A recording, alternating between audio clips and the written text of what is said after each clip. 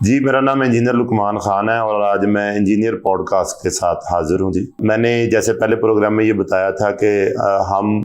Different title के साथ बात करेंगे, यानी हमारे हर शो में हमारी एक हेडिंग होगी और उस हेडिंग के तहत हम वो शो किया करेंगे। हमारा जो आज टाइटल है वो वतन है और वतन में चूँकि आज 6 सितंबर है तो हम 6 सितंबर का दिन नहीं भूल सकते। ये हमारी तारीख का बहुत अहम दिन है जिसमें बुज़दिल भारत ने रात के अंधेरे में हम पर हमला किया और उसका इरादा था कि सुबह का नाश्ता मैं लाहौर जिमखाना में जाकर करूंगा। और चूंकि ये लाहौर जिमखाना अंग्रेज़ के दौर का है तो वो इसको बड़े अच्छे तरीके से जानता था, लेकिन वो ये नहीं जानता था कि हमारी जो अफवाज हैं वो हमा वक्त तैयार रहती हैं किसी भी किस्म की जंग को लड़ने के लिए और किसी भी किस्म के चैलेंज का सामना करने के लिए।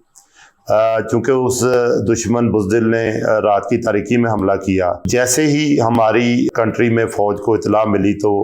तकरीबन सुना जाता है कि आधे घंटे से 1 घंटे के अंदर तमाम फोर्सेस हाई अलर्ट थी और जो दुश्मन भारत था उसको मुंह तोड़ जवाब मिलना शुरू हो गया था। ज़्यादा उसका प्रेशर जो बॉर्डर पर था, कुछ उसकी अफवाह चूँकि अंदर आ गई हुई थी तो वो समझ रहे थे कि हमने फतह कर लिया, लेकिन जब हमारी अफवाज की तरफ से रिस्पांस मिला तो उनको बाटापुर पर बरकी का जो पुल है वहाँ पर हमारी बहादुर फौज ने रोक लिया और वहाँ पर उनके टैंकों का कब्रिस्तान बन गया और जो निशाने हैदर मेजर राजा अजीज़ भट्टी हैं और उन्होंने बहुत ज़्यादा मुज़ाहमत की और अपना जामे शहादत नोश किया। इसी तरह उसी जंग के दौरान MM आलम ने 1 मिनट में 6 त्यारे गिराए, जो कि दुनिया में एक इतने कम वक्त में त्यारे गिराने का रिकॉर्ड है और इसीलिए लाहौर में एक रोड MM आलम के नाम से MM आलम को खराज तहसीन पेश करने के लिए उसका नाम रखा गया। अगर आप हमारी बड़ी फ़ौज की कारकर्दगी देखें तो सियालकोट में चुविंडा के महाज पर बहुत से फौजी हमारे अपने जिस्मों से बम बांधकर टैंकों के नीचे लेट गए और उन्होंने टैंकों को तबाह कर दिया और दुश्मन हैरान था कि हम ये कैसा दुश्मन है कि जो नीचे से हमला करता है। हमारी पाक फ़ज़ाइया, पाक बहरिया और बड़ी फ़ौज ने जवांमर्दी का मुकाबला किया और अवाम ने भी शाना बिशाना उनका साथ दिया। हमारे एक्टर, गुलकार सब अलर्ट हो गए और अपनी फ़ौज के हमरा उन्होंने मिली नगमे रिकॉर्ड करने शुरू कर दिए और गाने शुरू कर दिए और रातों रात बहुत सारे मिली नगमे उन्होंने नशर भी कर दिए। उस वक़्त चूँकि मीडियम सिर्फ रेडियो पाकिस्तान था तो रेडियो के ज़रिए ही लोगों को इतला मिलती थी कि इस वक्त हमारी फ़ौज क्या कर रही है और वहाँ पे बड़ी मस्बत ख़बरें आ रही थी और बल्कि यहाँ तक कहा जाता है कि जी हमारे जो सिविलियन थे वो अपने घर में जो भी उनके पास कोई हथियार था, चाहे बंदूक थी चाहे कोई डंडा था, वो लेकर बॉर्डर पर पहुंच गए थे और फौजियों को कह रहे थे कि हमें आगे लड़ने दें। तो फौजियों ने कहा कि आप अमन से रहें और ये हमारा काम है अपने वतन की हिफाजत, तो इंशाल्लाह दुश्मन आपका जो बाल भी वो बिका नहीं कर पाएगा। तो जिस जवांमर्दी से वो लड़े वो 6 सितंबर की हर साल हमें वो याद दिलाता है कि जनाब हमारी अफवाज ने हमारे मुल्क का किस बेजगरी के साथ दिफा किया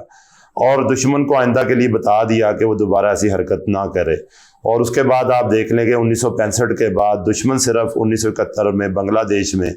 कुछ चीज़ें करने में कामयाब हुआ, लेकिन उसकी दोबारा जरूरत नहीं हुई कि वो पाकिस्तान पर हमला करे। हाँ, छोटे मोटे हमले वो करता रहा, जैसे कारगिल के महाज के ऊपर वो काफ़ी हद तक पिस्पा हो चुका हुआ था और बहुत सारी जगह हमारी बहादुर फौज ने उनसे छुड़ा ली थी। और उस दौर में एक कैप्टन को भी जहाज़ को भी पकड़ा था इंडिया के और उसके कैप्टन को लैंड करवा लिया था और बाद में जज्बा खैर सगाली के तहत उसको वापस कर दिया था।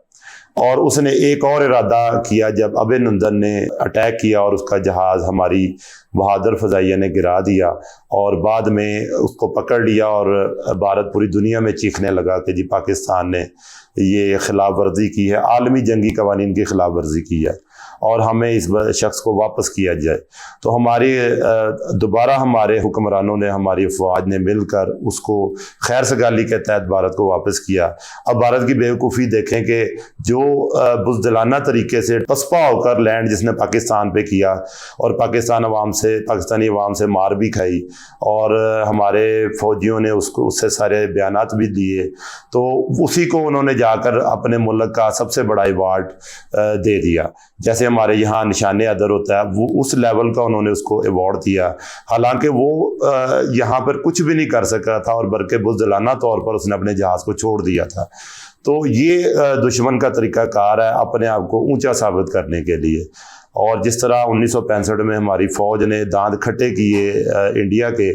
और हमारे दिफा को नाकाबिले तस्खीर बना दिया, और हमारी फ़ौज अक्सर ये कहती है कि जी हम हर तरह से चैलेंज को निपटने के लिए तैयार हैं, और हमें नज़र भी आता कि वो लोग तैयार हैं। और ऐसी जब भी कभी जारियत हुई भारत की तरफ से या किसी और मुल्क की तरफ से, तो उसको दंदान शिकन जवाब दिया जाएगा। यही हमारी फ़ौज का तुर्रा इम्तियाज़ है, और यही वो फ़ौज है कि जो दुनिया में बड़ी फ़ौजों के अंदर आती है, और यही वो इदारा है जो पाकिस्तान में सबसे ज़्यादा डिसिप्लिन्ड है। आप सैलाब देख लें, ज़लज़ला देख लें, या कोई आफत हो, हमारी फ़ौज हमा वक्त उसके लिए तैयार रहती है, और विद इन नो टाइम। और कभी इसने ये नहीं कहा कि जनाब हमारे पास वसाइल नहीं है, हमारे पास क़ुव्वत अफरादी नहीं है। हर जगह जवान और हमारी फ़ौज डिप्यूटेड होती है और लोगों की मदद करती है। 6 सितंबर के वाले से मैं यही कहूँगा, पाक फ़ौज जिंदाबाद, पाकिस्तान पाइंदाबाद।